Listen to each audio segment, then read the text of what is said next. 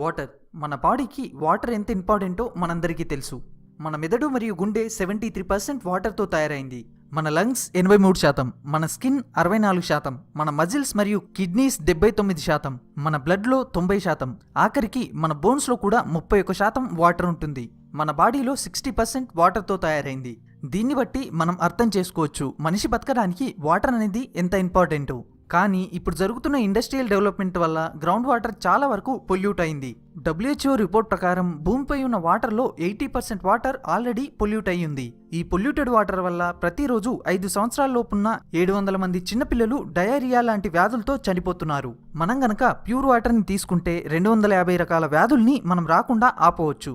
ఈ పాయింట్ని మార్కెట్లోని కొన్ని వాటర్ ప్యూరిఫై కంపెనీలు క్యాచ్ చేసుకుంటున్నాయి. అవసరం ఉన్నా లేకపోయినా RO, UV, UF, UN లాంటి చాలా రకాల వాటర్ ఫిల్టర్స్ని మార్కెట్లోనికి రిలీజ్ చేస్తున్నాయి. అసలు RO, UV,